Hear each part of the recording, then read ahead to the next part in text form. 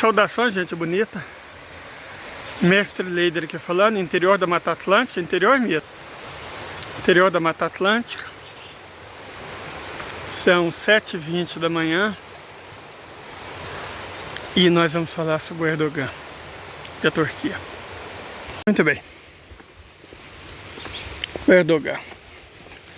Essa figura, o sultão, vovô. Qual que é a dele?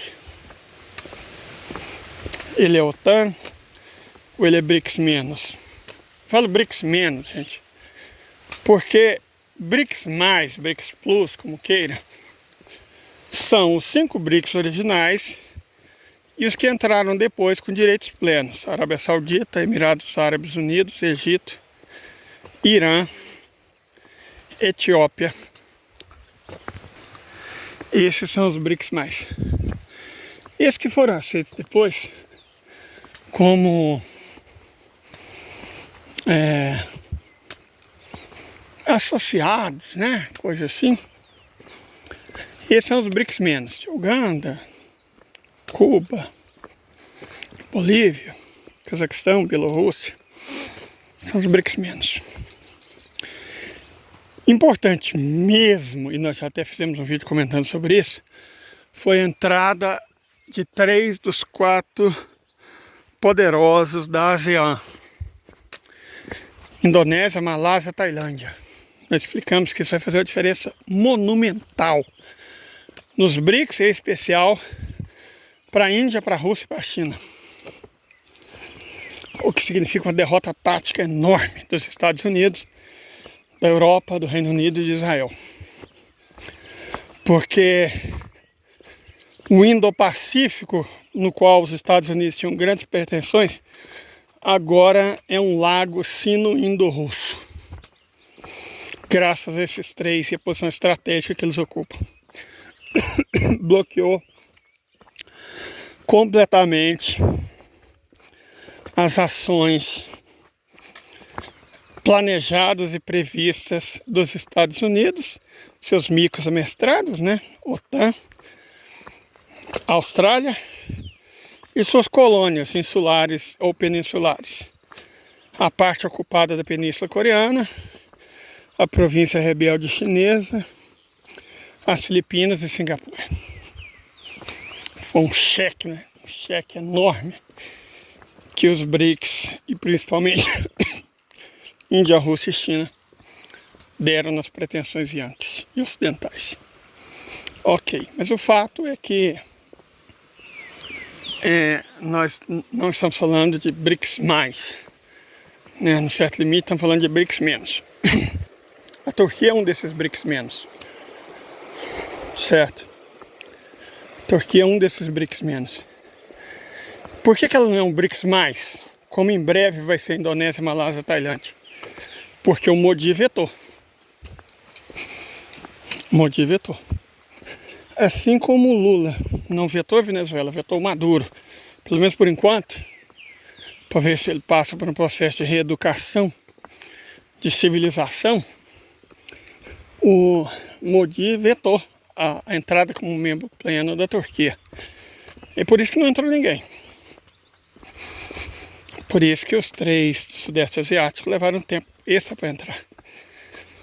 Mas do Modi ninguém fala, né? No Modi ninguém dá ataque histérico de pelanca. Só do Lula. Falaram uma bobajaiada do tamanho do mundo. Depois fizeram cara de paisagem. Pedro Escobar, por exemplo, vai falar merda e escrever bostagem daqui a não sei aonde. Mas aí depois, não sei o que. China e Brasil, parceria improvável, é fácil, né? Esses caras que tiram foto da onça morta. Enfim, não vou me apegar a isso não. A questão aqui é o Erdogan. Qual que é a do Erdogan? Por que o Modi não confia nele? Modi, gente, Modi é um cara que vocês têm que ficar de olho. Modi é quem dá o último recado. Modi é quem dá o abraço mais sincero e quem dá o último recado. Ele tem um papel nos BRICS importantíssimo. quando ele foi eleito, o primeiro país que ele foi visitar foi a Rússia. Isso foi um recado enorme. Ele tentou conversar com o Japão. O Japão sai dessa. Os japoneses não quiseram. Um erro. Sabe aquele esquema da máfia? Que você recebe o líder mafioso e eu ir lá aperto a sua mão ou te dar um beijo. Todo mundo sabe o que significa o beijo? Então, Modi ou abraça ou dá um beijo. O Japão sem coragem, sabendo que não poderia aceitar o abraço, porque é colônia dos Estados Unidos, e com medo de ganhar um beijo, não recebeu o Modi. Vai pagar por isso. Caríssimo. Uma lástima. Né? Fato é, o Modi não confia no Erdogan. Pergunta é, faz errado? E, gente, honestamente, hoje, qual país tem a melhor diplomacia? A melhor. Mais capaz, mais eficiente, mais lúcida. Não é a Rússia. Evidentemente não é ninguém do Ocidente, eles nem têm diplomacia. Não é a Rússia, não é a China, não é o Irã, não é a Arábia Saudita. Não somos nós mesmo. É a Índia. A Índia. Modi ouve todo mundo, conversa com todo mundo. Só que diferente do Vladimir, o Vladimir ouve todo mundo também. O Modi ouve, mas não finge que gosta. E aí entra o Erdogan. O Erdogan é um sujeito complicado, muito difícil. Primeiro que ele tem planos neosultânicos. Construir um grande Turquestão. Só que para fazer isso, ele teria que colocar as mãos no Azerbaijão, que a língua é parecida, até rolaria. Turcomenistão, a língua é muito parecida, até rolaria. A diferença do turco para o azeri é igual a do português para o espanhol. A diferença do turco para o turcomano é igual a do português para o galego. Então é muito pouca. É o Cazaquistão. O Cazaquistão aí já é uma coisa um pouco mais tensa, né? Seria do português para o astur-leonês. Agora, o Uzbequistão e Kirguistão aí foi complicado. Aí é do português para o francês, português para o italiano, ou seja, está longe. Mas ainda são povos turcos.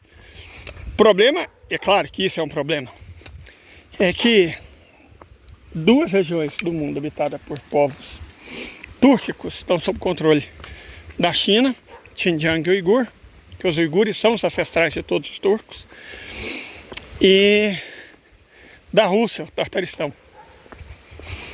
Então, o Erdogan, para criar o projeto de grande Turquestão dele, teria que passar por cima da China e da Rússia. Isso não vai acontecer.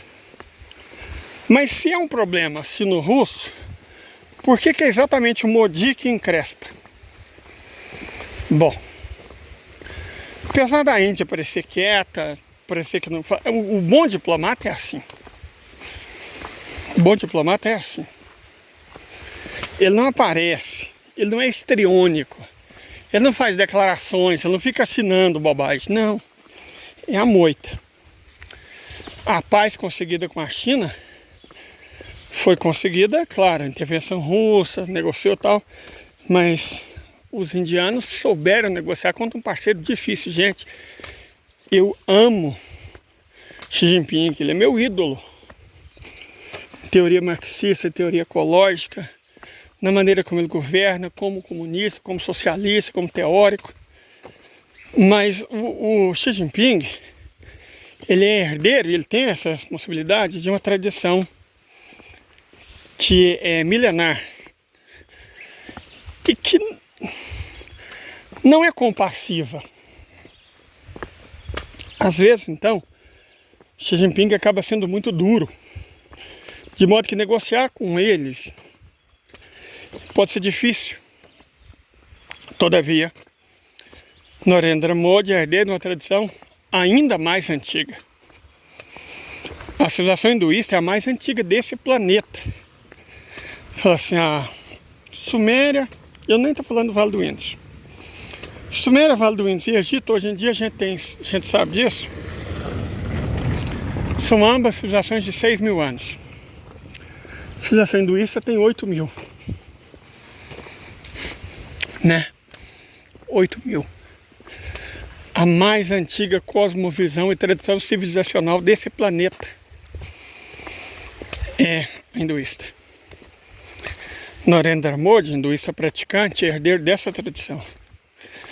Narendra Modi tem problemas muito grandes na vizinhança, causado por Israel, pelos Estados Unidos e principalmente pela Inglaterra. Eu falo, ai, o Modi é sionista, é pró-Israel. Não é, gente. Mas não é mesmo. Pode ter certeza que ele não é. Ele é islamofóbico. Aí é porque você não entende como os britânicos usaram os muçulmanos para oprimir a maioria hinduísta e dividir a antiga Índia. Se você não entende a colonização britânica na Índia, que não só tirou a vida de 300 milhões de indianos, 50 vezes maior do que aquele genocídio que houve na Europa, o maior genocídio já cometido na história humana, em qualquer tempo, por qualquer povo, foi o britânico contra os indianos. Se você não entende isso,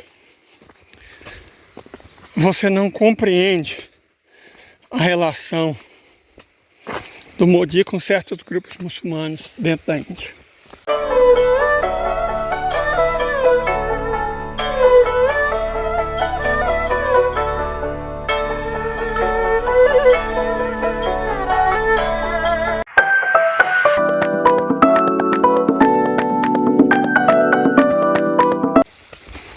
De verdade você não entende.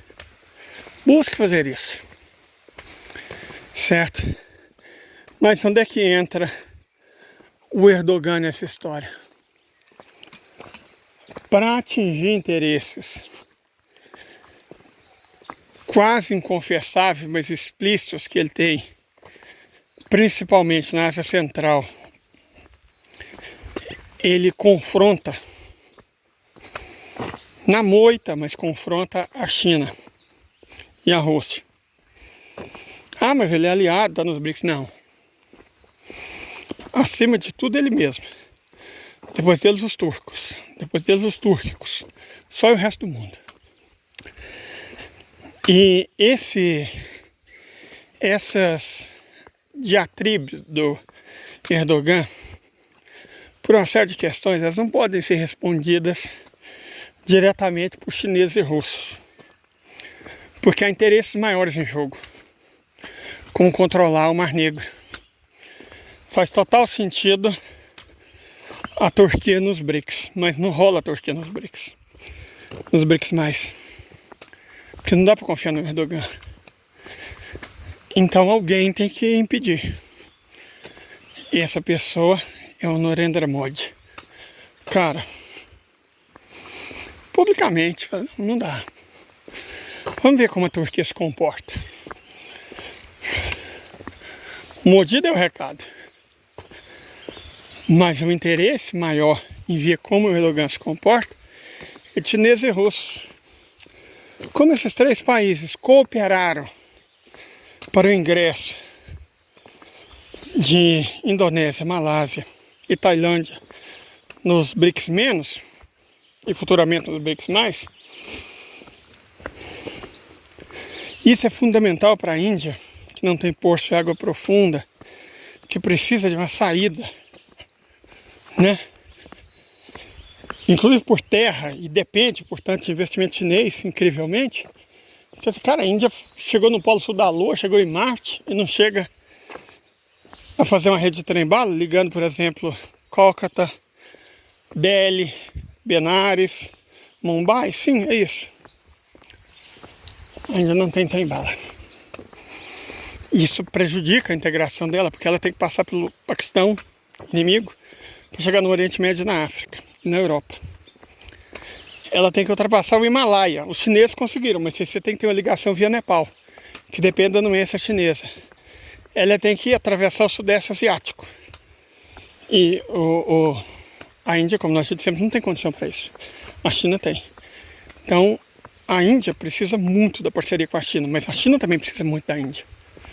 Então, com certeza, fizeram um acordo. Falou, cara, nós garantimos a entrada desses 3, em troca, você não deixa a Turquia entrar. Nós não podemos estar envolvidos. Beleza. Assim foi feito. O Erdogan está apoiando forças americanas na Síria? Não. Ele apoia o próprio interesse. Se os americanos são um instrumento, o Erdogan não tem pruridos quanto a isso. Não é que Erdogan apoia os Estados Unidos. Não é que Erdogan apoia Israel. A questão não é essa. Bom dia. Bom dia, tio. A questão não é essa. Sabe, a questão é outra. Bom dia. Graças a Deus.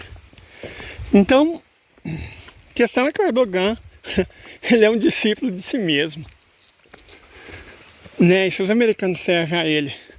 Porque o sonho dele é ocupar algumas áreas, principalmente do noroeste da Síria, Rojava e Idlib. Só que não vai rolar. Porque a Síria é um parceiro confiabilíssimo da Rússia. A Turquia não é. A Rússia precisa mais da Turquia do que da Síria. No sentido estratégico, por causa do Estreito das Dardanelas, de Bósforo e da margem sul do Mar Negro e do Cáucaso.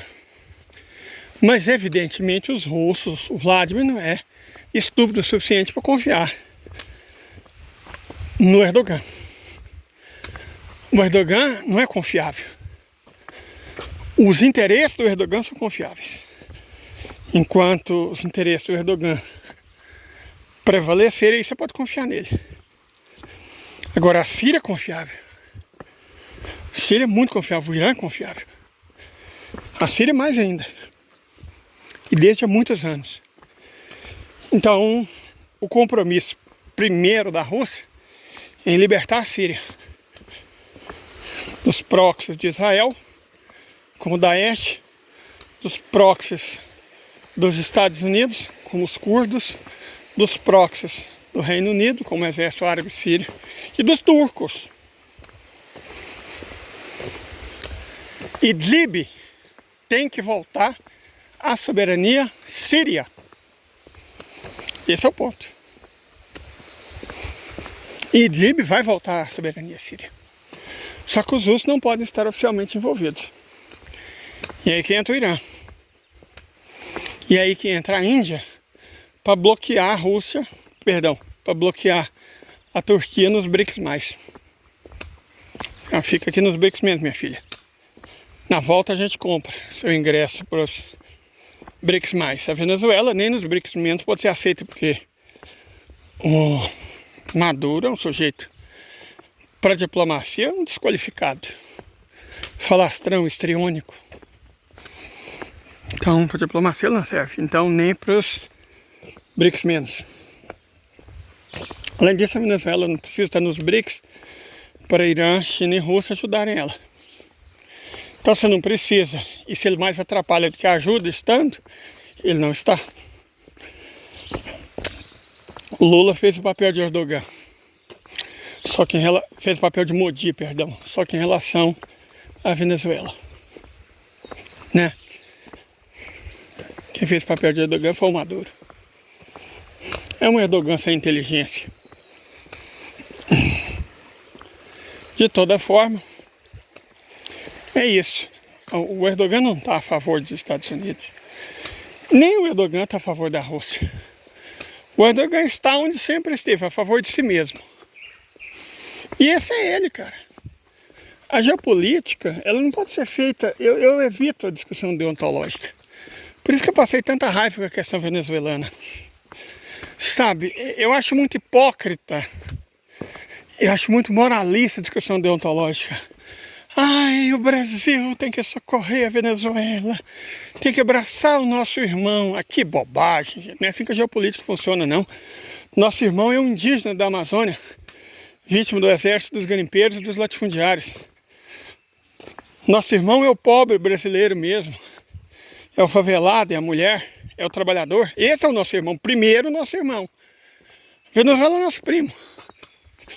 Claro, vamos ajudá-lo.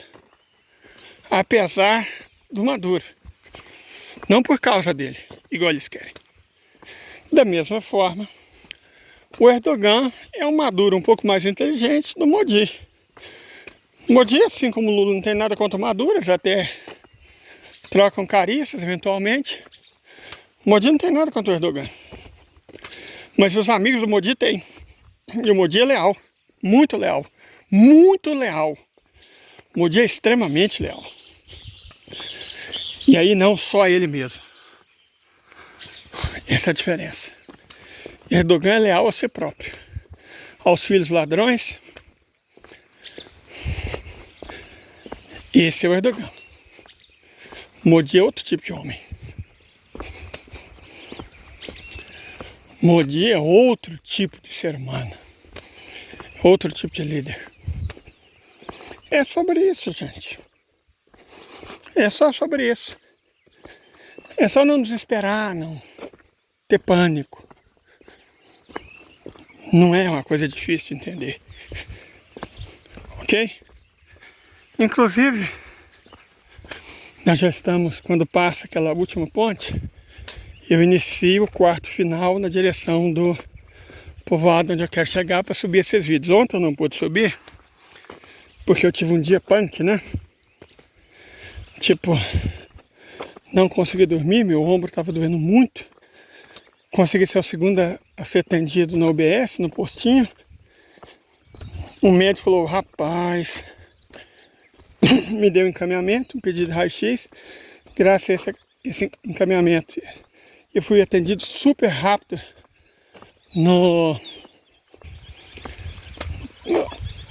a UPA é quase um pronto-socorro, né? Fui atendido muito rápido na UPA de... Cara, Mata Atlântica é incrível. Sério, de verdade. Mata Atlântica. Essas flores servem perfeitamente para estar no jardim. Eu não ando só observando onça, até porque a onça, se pegar a gente por trás, então a onça você sente o cheiro dela, senão você não vê ela. Então meu olho fica na beleza da paisagem. Estou compartilhando com vocês, olha lá, aquela na verdade que é a última ponte. É ali que começa a quarta parte, a última parte da caminhada. Então vou ter que encerrar o vídeo por aqui, né? Encerrar o vídeo por aqui. E tenham todos um ótimo fim de semana, né? Um ótimo fim de semana. Obrigado por tudo, a todos vocês, mas especialmente ao Sérgio, que nos ajudou com 2 sacos de cimento que serão doados para a Dona Aparecida, finalmente colocar um piso na casa dela. E nos deu um carrinho de transportar coisas. Quero que eu estiver produzindo as minhas abóboras, vai fazer uma diferença monumental para mim. Certo? Uma diferença monumental, vai fazer muita diferença para mim, então eu agradeço enormemente. Gente, essa plantinha aqui, ela é chamada rabo de rato. Eu não tenho coragem de plantar ela no jardim, não. Ela é abortiva. Para uma vaca, você imagina para uma mulher. E ela pode ser letal. Então ela é até bonitinha, mas é ordinária. Né? Você não pode empolgar demais também não. Mata Atlântica não é só a beleza dos dentes de leão, não. Atlântica, pra quem não conhece, cara, se você não tem as manhas, né? De toda forma, muito obrigado a todos vocês mais uma vez. Especial agradecimento ao Sérgio. Que Deus e a Virgem Maria, ele parece ser católico como eu, o abençoe sempre em todos os passos dele e da família dele. Muito obrigado a todo mundo. Ah lá, isso aqui eu sei que é utilizado como paisagismo. Esse plantinho aqui eu já vi ele em muitos jardins. Nativo da Mata Atlântica. A Bougainville também é nativo da Mata Atlântica. Ali em cima tinha um pé. Tem um pé, né? Só que ele já floriu. Bougainville é nativo da Mata Atlântica. Cara, isso aqui, as flores do cerrado são pré-fruta. O cerrado é um ambiente de fruta. Então a flor é simpatiquinha. A Mata Atlântica não é um ambiente com muita fruta, gente. Aqui tem muito mirtácea, né? Tipo, você andar no meio desse mato, com certeza você vai achar tanto jabuticaba quanto jabuticatuba nativa. No mato mesmo. Indo para Ouro Preto, quando eu tiver com um condicionamento físico melhor, é 14 quilômetros do povoado até Ouro Preto.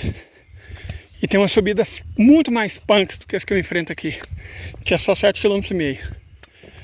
Mas o ano que vem eu já quero ter força para isso. Inclusive porque meu objetivo é fazer a peregrinação até Vazante. Meu objetivo é esse.